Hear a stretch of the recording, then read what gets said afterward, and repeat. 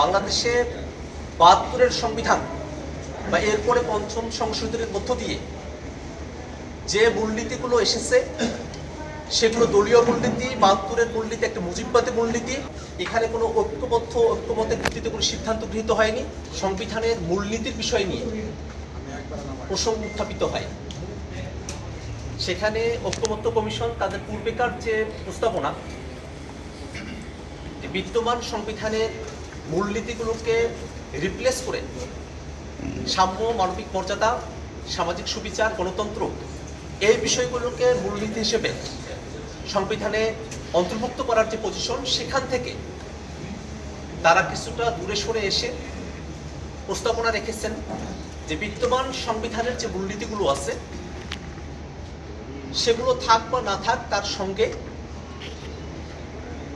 সাম্য, মানবিক মর্যাদা, সামাজিক সুবিচার, গণতন্ত্র, ধর্মীয় স্বাধীনতা এবং সম্প্রীতি এই বিষয়গুলোকে মূলনীতি হিসেবে গ্রহণ করার জন্য জাতীয় নাগরিক পার্টি এনসিপি মনে করে বাংলাদেশের ৭২-এর সংবিধান বা এরপরে পঞ্চম সংশোধনের মধ্য দিয়ে যে মূলনীতিগুলো এসেছে সেগুলো দলীয় মূলনীতি, ৭২-এর মূলনীতি একটা মুজিববাদী মূলনীতি।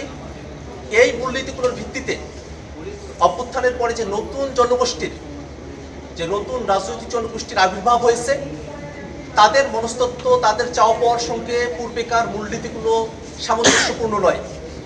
এই কারণে জাতীয় নাগরিক পার্টি মনে করে সাম্য, মানবিক মর্যাদা, সামাজিক সুবিচার, গণতন্ত্র এই বিষয়গুলোকেই মূলনীতি হিসেবে আমাদের গ্রহণ করতে হবে। অনেকে বলেছেন যে এই যে ফরমেশন হচ্ছে, এই ফরমেশনের মধ্য দিয়ে অনির্বাচিত ব্যক্তিদের কাছে নিয়োগের অথরিটি চলে যায়। কিন্তু আমরা দেখেছি এখানে ৭ জনের মধ্যে ৫ জনই নির্বাচিত প্রতিনিধি থাকেন। অতএব এই যুক্তি সেটা যে গ্রহণযোগ্য হতে পারে না, সে কথা আমরা বলেছি। এবং নাম পরিবর্তনের বিষয়ে আমরা কোনো আপত্তি করিনি, কিন্তু যে কনসেপ্ট যার মধ্য দিয়ে নিয়োগগুলো সম্পূর্ণ হবে সেটাকে আমরা সমর্থন করেছি। একই সাথে এই কমিটির আওতা কতদূর হবে সে বিষয়গুলো নিয়ে আজকে কোনো ঐক্যমত্য সিদ্ধান্তে পৌঁছা সম্ভব হয় নাই। কিন্তু আমরা মনে করি দুর্নীতি দমন কমিশন, নির্বাচন কমিশন এবং পাবলিক সার্ভিস কমিশন সহ অডিটের মতো যে বিষয়গুলো আছে, প্রত্যেকটা বিষয়কে এই কমিটি যেন নিয়োগ প্রদান করতে পারে সে প্রস্তাবনা আমরা রেখেছি। আমরা দেখেছি আজকের আলোচনার সময়টাতে যে বাংলাদেশে যে কারণে একটা অভ্যুত্থান সংঘটিত হলো, সে অভ্যুত্থানের মধ্য দিয়ে আমরা নতুন কাঠামোর মধ্য দিয়ে, নতুন একটা গণতান্ত্রিক পদ্ধতির মধ্য দিয়ে রাষ্ট্রকে পরিচালনা করব।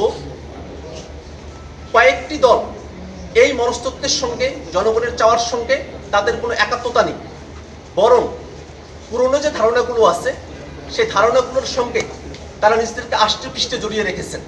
অনেকে এনসিসি বা সংবিধিবদ্ধ এবং সাংবিধানিক প্রতিষ্ঠানগুলোতে নিয়োগ কমিটি এই বিষয়টার সঙ্গে প্রধানমন্ত্রী কতবার থাকবেন বা কত বছর থাকবেন এই বিষয়গুলোকে একীভূত করেছেন, একটা আইডিয়া হিসেবে তারা প্রেজেন্ট করেছেন। কিন্তু প্রধানমন্ত্রী কতবার থাকতে পারেন না পারেন সে বিষয়গুলো নিয়ে ঐক্যমত্য কমিশনের 3টি দল ব্যতি রেখে বাকি সব দল 2 টার্মের কথা বা 10 বছরের কথা তারা কিন্তু একমতে তারা এসেছেন। কিন্তু আজকে যখন এই আলোচনা করা হলো, সে আলোচনাকে আবার দীর্ঘায়িত করা হয়েছে।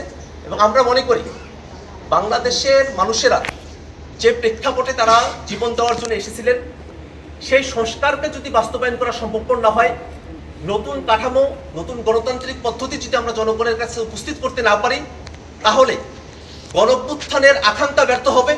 এবং আমরা এই যে ঐক্যমত্য কমিশনে সকলে এসে একত্রিত হয়েছি, সেই সমস্ত চেষ্টা সব কিছু ব্যর্থতায় পর্যবসিত হবে। সেক্ষেত্রে আমাদের বক্তব্য হলো, সাংবিধানিক প্রতিষ্ঠানগুলোতে নিয়োগের জন্য যে স্বাধীন বডির কথা বলা হয়েছে, সরকারি দল এবং বিরোধী দল এবং রাষ্ট্রের অন্য বডিগুলোকে ইনগেজ করে সেই বিষয়টা জনগণের চাওয়া, সকলেই এটা পছন্দ করেন, সকলে এটা চাওয়ার জায়গা। সে জায়গায় বিএনপি বা তার সমমনা দলগুলো এই কনসেপ্টের বিপক্ষে অবস্থা দিয়েছেন। আমাদের আহ্বান থাকবে জনগণের মতামতের সঙ্গে সঙ্গতি রেখে, জনগণের চাওয়াকে শ্রদ্ধায় রেখে এবং বাংলাদেশে ভবিষ্যতে যেন রাষ্ট্র কাঠামো, রাষ্ট্রের ক্ষমতা এক ব্যক্তির কাছে সীমাবদ্ধ না থাকে, এই বিষয়টাকে নিশ্চিত করতে, গণতান্ত্রিক পরিবেশকে নিশ্চিত করতে বিএনপি এবং সমমনা দল যেগুলো আছে তারা যেন এনসিসির বিষয়ে অর্থাৎ সাংবিধানিক এবং সম্প্রীতিবদ্ধ প্রতিষ্ঠানগুলোতে নিয়োগ কমিটির বিষয়ে তারা যেন ইতিবাচক সিদ্ধান্ত গ্রহণ করে। এখানে কোনো ঐক্যমতের ভিত্তিতে কোনো সিদ্ধান্ত গৃহীত হয়নি। আমরা প্রস্তাবনা রেখেছি যে পূর্বেকার ৭২-এর সংবিধানের যে মূলনীতিগুলো আছে, বর্তমান যে মূলনীতিগুলো আছে, সেগুলোকে বাদ দিয়ে নতুন করে এই মূলনীতিগুলোকে গ্রহণ করতে হবে। একই সাথে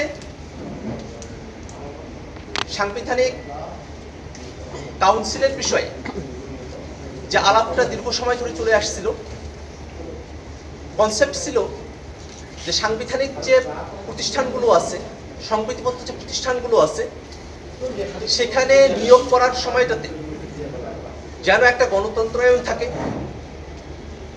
যাতে একটা নিরপেক্ষ বডি এই নিয়োগগুলো সম্পাদন করতে পারে। আগেকার সময়গুলোতে যেমনটা হয়েছে, শুধুমাত্র সরকারি দলের প্রধান বা প্রধানমন্ত্রী তাদের একক হস্তক্ষেপের মধ্য দিয়ে সাংবিধানিক প্রতিষ্ঠান, সম্প্রীতিবদ্ধ প্রতিষ্ঠানগুলোতে যে নিয়োগগুলো হতো, সেগুলো না হয়ে প্রধানমন্ত্রী, বিরোধী দলীয় প্রধান, অন্য বিরোধী দলের নেতারা, স্পিকার, রাষ্ট্রপতির প্রতিনিধি, প্রধান বিচারপতির প্রতিনিধি, তাদেরকে নিয়ে একটা কমিটি করে তার মধ্য দিয়ে আসলে নিয়োগগুলো সম্পাদন করা। আমরা দেখেছি পূর্বে এই কমিটিকে জাতীয় সাংবিধানিক কাউন্সিল হিসেবে, এনসিসি হিসেবে অবহিত করা হয়েছিল।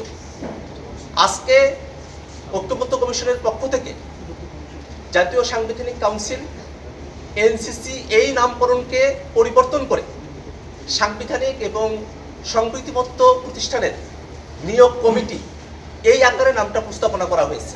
যে ৭ জন ব্যক্তিকে দিয়ে নিয়োগ কমিটি গঠন করার কথা বলা হয়েছে, সেখানে আমাদের প্রস্তাবনা ছিল যাতে করে ৭ জনে অন্তত ৫ জন তাদের ঐক্যমতের ভিত্তিতে নিয়োগ সম্পূর্ণ হয় এবং এই ৫ জনের মধ্যে একজন অন্তত বিরোধী দলের থেকে হওয়াটা বাধ্যতামূলক যেন থাকে, সেটার কথা আমরা বলেছি। তার মধ্য দিয়ে আসলে ডায়ালগের পরিস্থিতি তৈরি হবে এবং রাজনৈতিক যে দলগুলো আছে, সরকারি এবং বিরোধী দল, তাদের মধ্যকার একটা মেলবন্ধনের মধ্য দিয়ে নিরপেক্ষভাবে সাংবিধানিক প্রতিষ্ঠানগুলোতে নিয়োগ কার্য সম্পূর্ণ করা সম্ভব হবে।